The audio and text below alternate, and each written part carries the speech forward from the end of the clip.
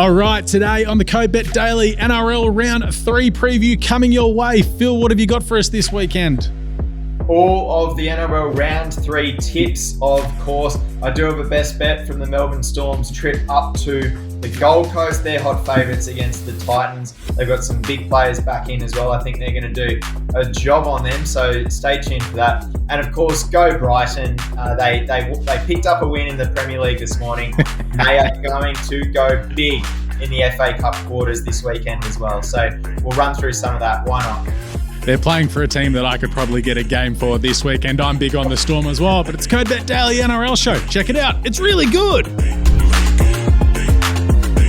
All right, welcome to the CodeBet Daily NRL Round 3 preview. It is Thursday, 16th of March. We're going to get all games in here this week. I'm your host, Alex Donnelly. There's no stats guy. There's no James, unless they do a run-in. But Phil's here. Phil's in Sydney.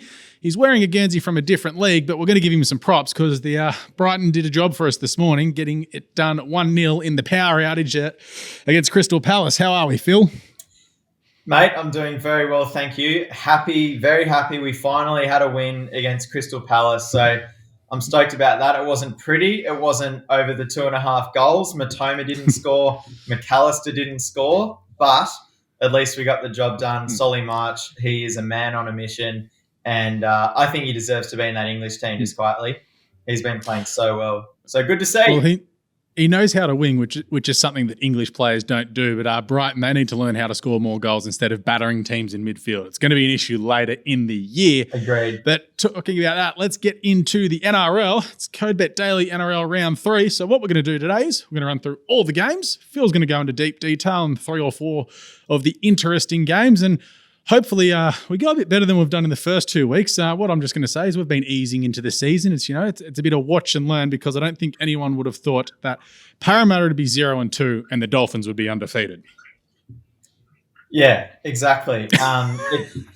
Well, I think last week summed it up. I had an absolute shocker as far as my punting tips were concerned. But on top of that, I think in the end, we saw 3 favourites out of 8 end up getting the job done, and the multi on all 8 winners last week was insane. It was triple figures comfortably. It's just been out of this world, some of the early season results. It's been, look, frankly, just like getting away from punting for just a small second here, like it's been a really hot start to the season just in terms of the NRL product and the quality of the matches, and a lot of them have gone into that final quarter as well, sort of with the 2 points still up for grabs. So it's been a whole heap of fun, if nothing else. Yeah, it has. Like this ladder, very interesting. You've got a couple of undefeated teams, a whole hell of a lot at 1-1, and then the Raiders and Eels are the shock at 0-2, and West Tigers are where a lot of people thought they may be. But let's rip into the games. Let's start off tonight. Manly, they're $1.67. Of course, they had the bye last week. Parramatta, $2.30 outside, is yet to win. The line is between 2.5 and 3.5 wherever you look. Parramatta seem big odds to me, Phil. I actually like Parramatta going into this game. In the end, after sort of drilling into it and having a look at it from as many angles as physically possible, I came away thinking that Manly probably does find a way to win this, given that they've had 1.5 weeks to prepare for this Eels outfit. I think Manly have a clear edge as far as their edge forwards are concerned. Matt Dury and Bryce Cartwright aren't scaring anyone. Kelma Tuolangi and Ola Kawatu, on the other hand, they certainly are. And look, Manly are pretty much at full strength. They were super impressive in round 1 with their win over the Bulldogs. And, they're back home at Brookie as well. They play really good footy at Four Pines Park. So I think that the more sort of rationally you look at this game, the more it does lead you towards Manly, who are pretty warm favourites in this game, $1.67, as you said. But if I was going to make one tip as far as like which outsider is going to have a strong emotional response to things that have happened, prior to this game, it's probably a Parramatta team that are a premiership contender, that are 0-2 into a really close game against other premiership contenders coming in. They only have themselves to blame for losing round 1 to Melbourne and last week to Cronulla. So I could easily see them winning this game, but my head still is leading me towards the home team. Yeah, I thought Manly were a bit short myself here, and just watching a bit of the Manly stuff in round one, Tom Trbojevic looked sore as he didn't want to stretch out. If he was a horse, they wouldn't let him start. Like, surely he can't be 100%. Yeah, but he's also had just about 2 weeks to kind of, put that first game behind him. He came off with about 20 minutes to go. He ended up having a sub back on because they found themselves a bit short for fit players, Manly, in the dying stages of that win against the Bulldogs. But he had a good stretch out. It was a good, to go back to that horse racing analogy, a good first up effort, and he's going to continue to build into it. Yeah. And I think he's going to be better for that run. Yep. So you're tipping Manly here. Just think it's a bit obvious that they'll get the job done against Parramatta, who if they go 0-3, they look to be in trouble. Their draw's a little bit sticky coming up. Exactly. Yeah. Look, I don't know. Yeah. As I said, my head says Manly, but there are irrational parts of me that think that Parra can go to Brookie tonight and just somehow get themselves on the board for 2023. Yeah. Easy. We'll move to Friday night where the Newcastle Knights, $2.55, coming off a win last weekend, God bless them, against the Dolphins, who are 2-0 and $1.59. Now, imagine if you took the Dolphins at the over 4.5 wins for the season in 2023. You're coming into this weekend thinking, I'm going to be 3-0. This is just cash me out. Someone please pay me out early. Yeah, can you, it's just baffling to think that that a couple of weekends ago, we're going into a round 3 affair where the Dolphins, this is their maiden interstate match in the NRL, and they are pretty hot favourites.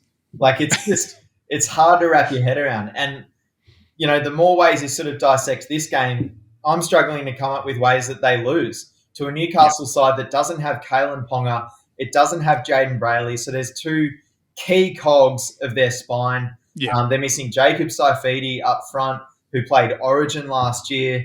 They're missing Tyson Frizzell, a seasoned Origin campaigner on the edge as well. They are completely ravaged. This Newcastle lineup, they've already had to go and dig extremely deep into their top 30 just to put a team on the park this week. No Kurt Mann. There's more depth as a middle forward that can do some ball playing as well. So the Knights are absolutely up against it. And while the Dolphins, they're missing their rake in Jeremy Marshall-King, this is a team that we said doesn't have any kind of depth to it. Yep. They bring in Cody Nikorima as the replacement. That's a much sounder replacement at dummy half than what Newcastle's trotting out in Phoenix Crossland, wearing the number 9 jumper for the Knights. Alex is like, who's Phoenix Crossland? Yeah. I was like, does he play for the Maitland Pickers? So, I just don't see how the Knights win this game. It's as simple as that. That's amazing. The Dolphins being 3-0 after round 3. I don't think anyone saw that coming whatsoever. And also, just with Kalen Ponga and his... Go the Dolphins! Go the Dolphins! Yes, unbeaten, baby!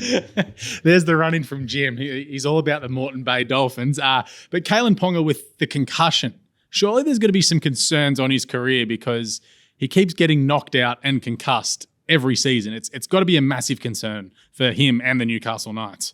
Yeah, that was another bad one on the weekend. It's severe when the NRL actually announces during brought in the new system, didn't they? The 11 days or whatever it was. Yeah, exactly. So they brought in an 11-day stand-down policy, closer to in line with what the AFL does, which is 12 days. Yeah. Rugby is 11 as well. And obviously what happened on the weekend with Kalen was incredibly scary. It's a 4th in 10 months, as I think you mentioned there at the start. And, you can't see Ponga. I can't even see him lining up next week. I think he has to have another really hard look at things going forward, as does Newcastle. They brought in Lachlan Miller as fullback from the Sharks. Part of that trade was sending out a really promising young front rower that they've sent to the Sharks. And now you're thinking, have we made a mistake to bring Kalen Ponga up into the front line where he's going to be asked to make an extra 20 tackles a game? And you saw what happened on the weekend. Because he's played so much fullback in his career, his tackling technique is not where it needs to be defending in that front line anyway. So all of a sudden, the Knights, they have to have a lot of long, hard conversations behind closed doors in terms of how they approach this moving forward. But in the short term, there are just so many question marks. Yeah, understood. Let's move ahead to probably the game of the weekend for me. The Roosters, $2.20, they're 1-1. Against the South Sydney Rabbitohs, $1.74, also 1-1. Now, the line, wherever you look, is between 2.5 and no line whatsoever. That's the evenness of this game. These two teams have played 30 times in the last 13 years, 15 wins apiece to show the evenness between the two. Yeah, apologies for my dog barking in the background. Run-ins everywhere. Oh, yeah, exactly. My version of James doing the business over here. But no, I mean, look, inject this game directly into my veins. Honestly, it's going to be so much fun. It's a tad disappointing that both of these sides don't quite have they're not at full strength in terms of their middle forwards, and just the forward pack in general of the Roosters. Obviously, they do welcome back Jared Waerea-Hargreaves and also Victor Radley at 13. But any price to get sin bin JWH, surely. Probably, most likely. Don't look at the form in terms of recent matchups between these two sides. 7 sin bins in their knockout final last year.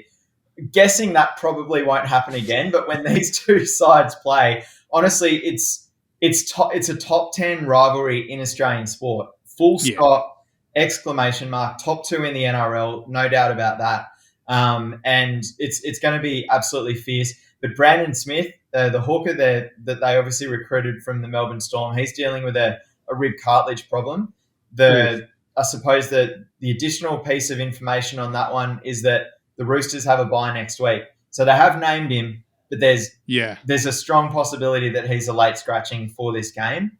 They do have Jake Turpin as cover for the number 9 role. So and Drew Hutchison there as a utility as well. So you could easily see them just making the safer play there and not risking him. They've obviously got Victor Radley, who can sort of bit part fill in at dummy half as well. It's scary. Speaking of the concussion stuff, it's incredibly scary to see Radley back because he had another knock in round 1. He puts his head in all the wrong places, and he's going into a game where these two sides are just going to be completely at each other from go to woe. But look, it's going to be an absolute bell ringer. I think that, as I said, that the depth of that Roosters forward pack with no Angus Crichton, no Matt Lodge as well, and Brandon Smith under a massive injury cloud. We're talking about no Connor Watson, of course, as well. No Satili Torpanua. They're still missing a number of key contributors. The Rabbitohs, how's this for intention? They've named 3 middle forwards on their bench. They are just going to try and ram it straight down the Roosters' throat. And I think they're going to run success doing so. And they're going to run straight at Luke Keary, who's another player who's had concussion issues in the past. Because you say concussion and Roosters, I say Keary. I didn't mind Tedesco here. I just thought, $2.70 anytime try scorer in a game that he's going to lift himself up for. Of course, there was the stupid furor during the week that Sui Ali didn't pass the ball to him. The bloke's been dancing around fullbacks his whole life. Of course, he was going to try it. Yes, he should have passed it, but it gave the media a story for 2 days. Exactly. All's well that ends well, but it was a great fodder for the great Buzz Rothfield to get on top of.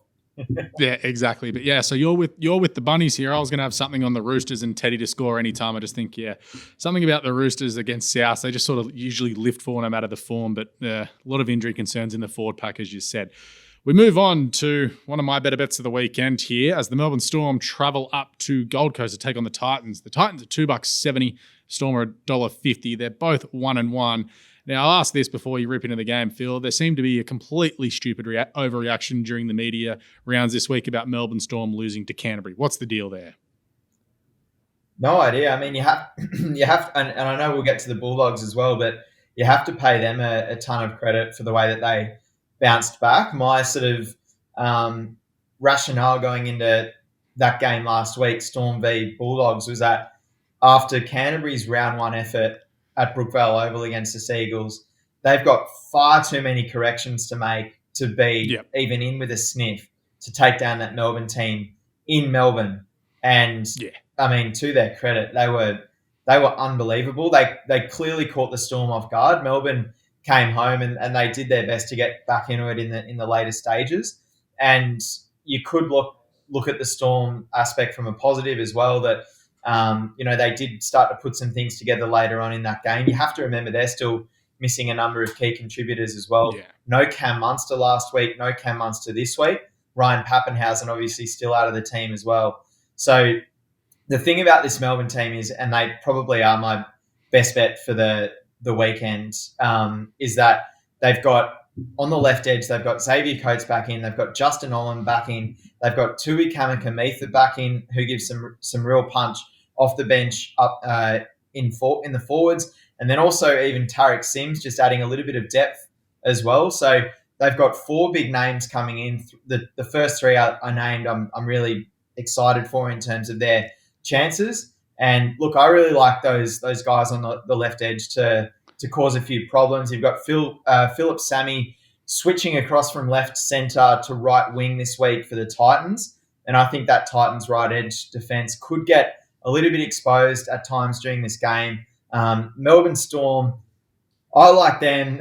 Xavier Coates and Justin Olam, anytime try scorers as well. You can get 550 on that. I also think that Storm 13 plus is in with a real sniff as well, which is $2.65. So look, I liked what I saw from Gold Coast in round 1. Going to Leichhardt Oval and beating the Tigers, but I think that form looks average now, given they got rolled by Newcastle as well. Round 2 form is probably something closer to the truth with this Titans outfit. Yep. We mentioned preseason their coach Justin Holbrook. It's probably him and Anthony Griffin who are the 2 under the most pressure heading into the new season.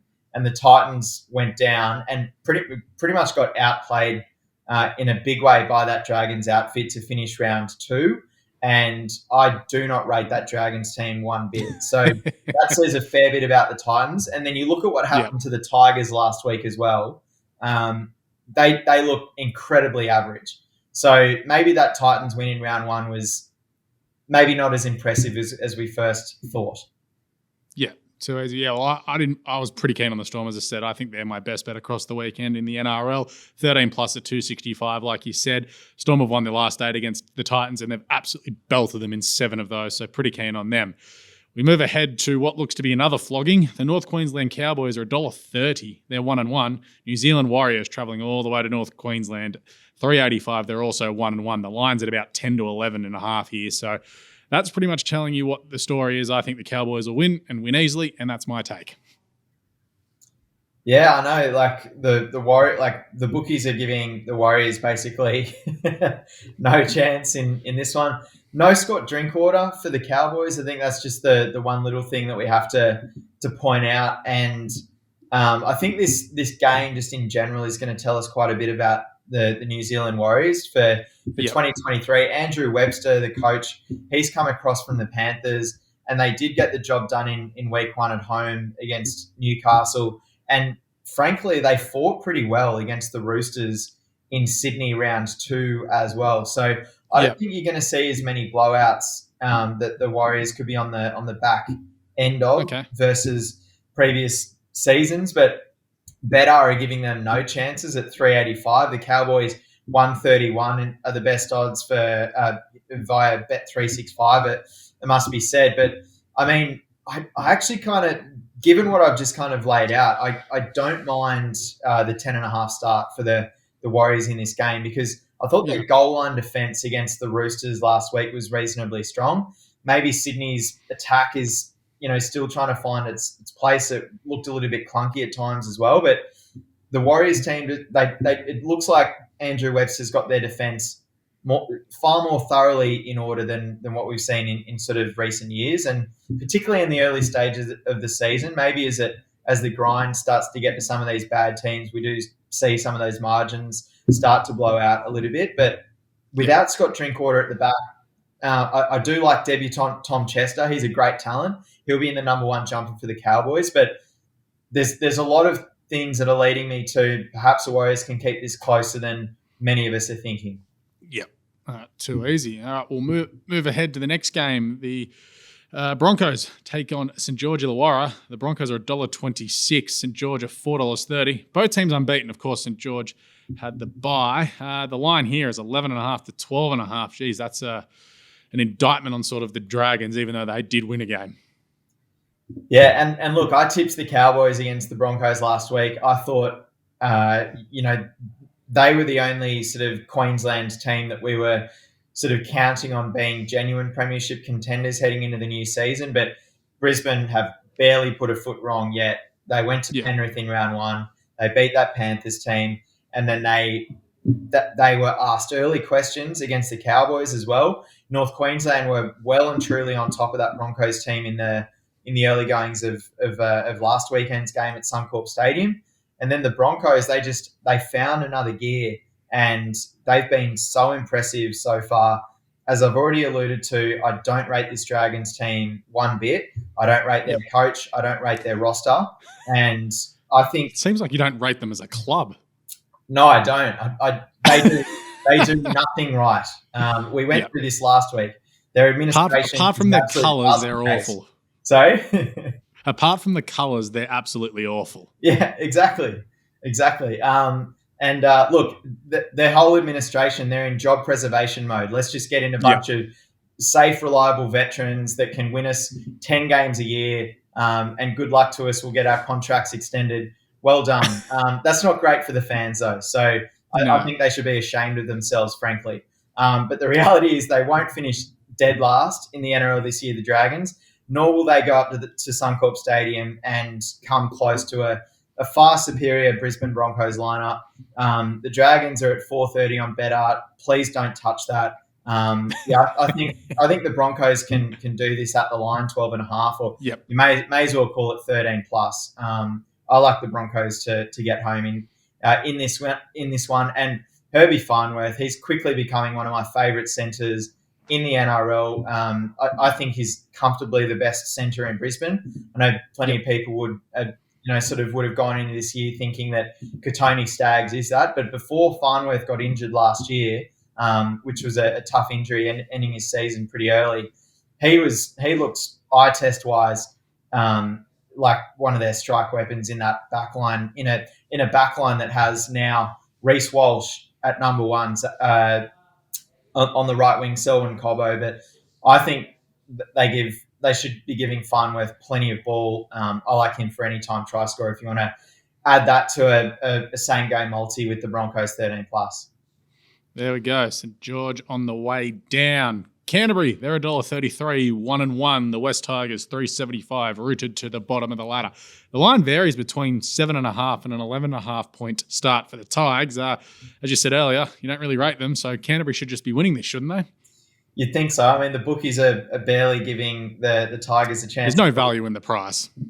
Yeah, $3.75 on Bet365. Bulldogs pretty hot favourites here, and for reasons we mentioned earlier with a Bulldogs team that really turned their fortunes around in a quick way from round one to round two. And the Cameron Ciraldo Canterbury Bulldogs seem like a team that are not afraid to throw it around and offload as well and play their game. And they look like a team which is going to be pretty box office week to week as well if they keep playing that way. Young Jacob Preston, he's ended up earning the starting number 12 jumper for the Bulldogs, so he'll play right edge. And it was meant to be the left edge of this Bulldogs lineup that was going to, get all the attention with Josh Adokar on the end of it. Viliami Kickout, their hot recruit on the left edge as well, with Matt Burton inside them. But Jacob Preston, he's really impressed everyone so far. Paul Alamotti, the young Bulldogs centre as well, he looks outstanding. So if they're going to keep throwing it around, we're going to have to keep backing them, and particularly against a Tigers team which just looks incredibly clunky. Api Coruscant, the big recruit from the Panthers, obviously at hooker, there were times where he was getting it out of dummy half and no one in that forward pack was putting their hand up. It does look like John Bateman might be close to a return. He's been listed on the extended bench, and I do think that he will prop up a lot of that forward pack because he just has this ability to lift everyone around him. So I do think that will help the Tigers. Whether or not Bateman does make it onto the field this week, though, we'll have to wait and see. The reality is that they've got so many problems already in the early goings of this season. I haven't been a Luke Brooks fan for some time, and I think they just have to end that relationship sooner rather than later as well. And apparently, Adam Dewey, the reliable half in that Tigers team, he's got an injury cloud to deal with as well. So, yeah, I don't mind the Bulldogs here. I think they'll cover the 10.5, frankly. So what you're telling me is Benji's going to have to throw the Guernsey on to replace Brooksy there. I do hear he's been keeping fit, just quietly. So Canterbury, the vibe for them with me is that they're the Collingwood of last year in the NRL, that if you're not a Bulldogs fan, you usually hate them, but you're going to be drawn to watch them this year and you hate enjoying watching them. I don't mind that one. We can own, I'm not a Bulldogs fan either, but so we better say your dog must be. Yeah, neither's little Rosa. But we can only hope that the Bulldogs don't win as many close games as what the Pies did last year.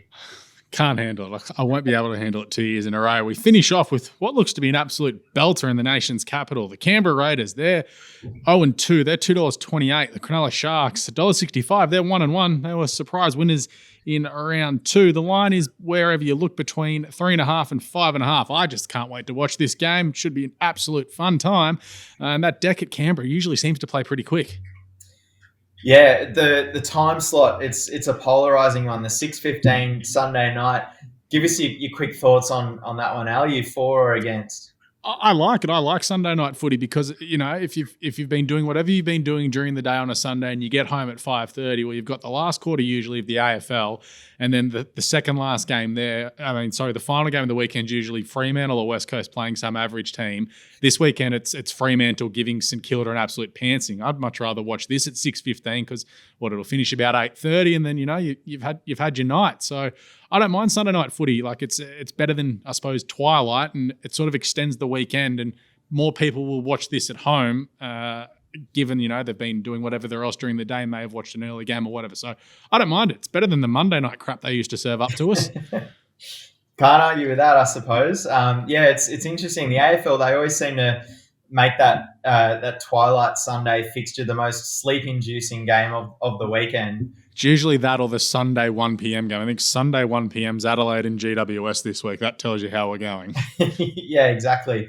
Personally, I don't like the Sunday night NRL game. By then, I'm pretty much done, and I think those with partners and families out there as well. I think they're pretty much done by 6:15.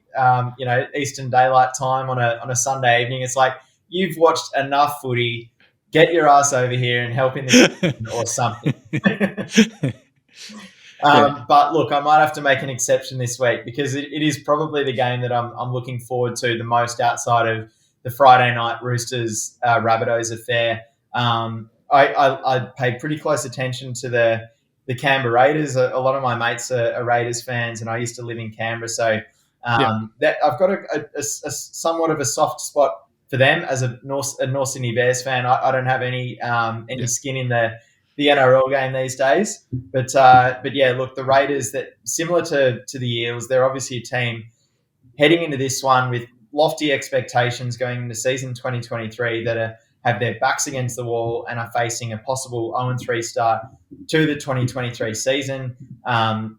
And they just simply need to find a way to win this game. But the bookies, they're not fans. Even back home, for the first time this year, Canberra, they've had to do it the tough way to kick off the season. Of course, travelling to Queensland twice, up to Townsville in week 1, and then across to Redcliffe last weekend.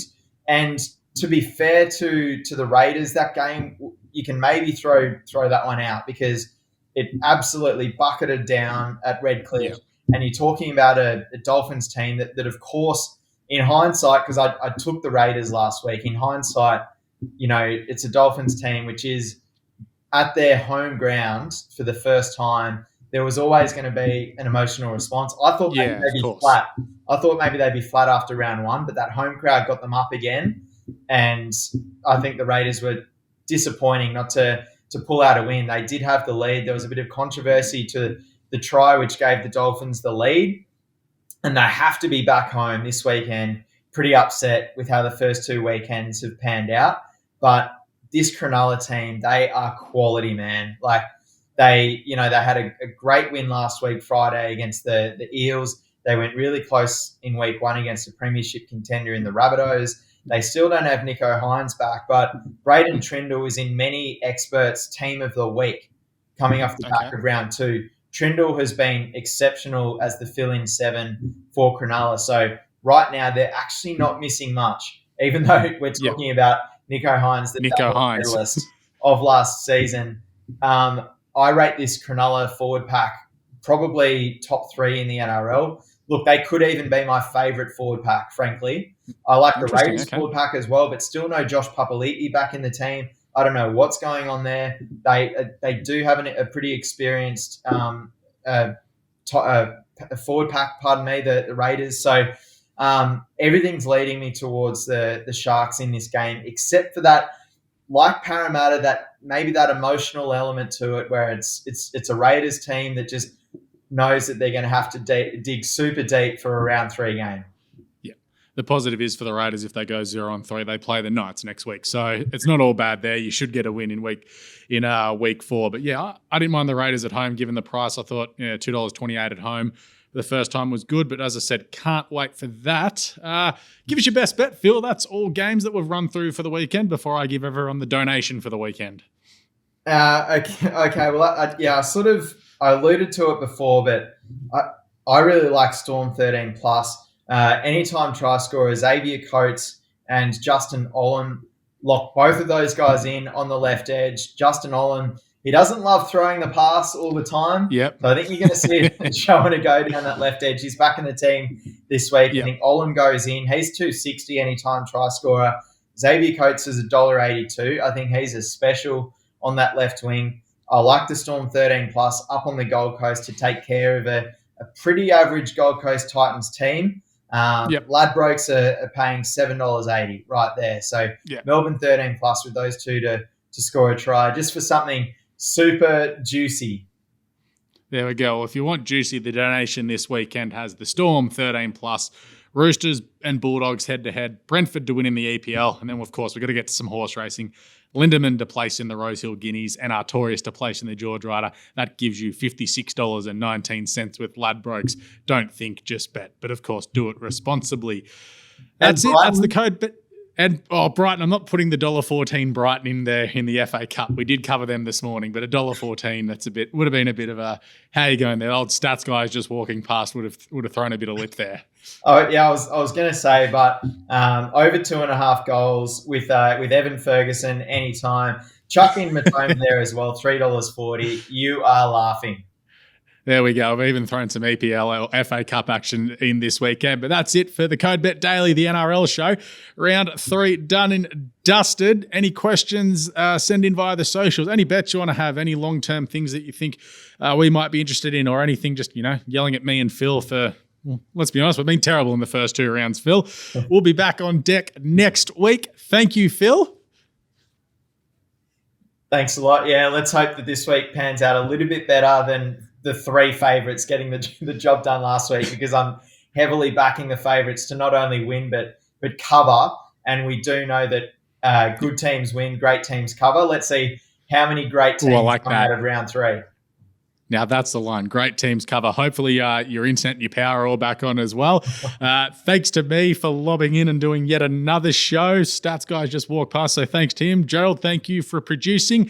May all your picks come in. Happy punting. Make sure you gamble responsibly. It's Code Bet Daily. Out.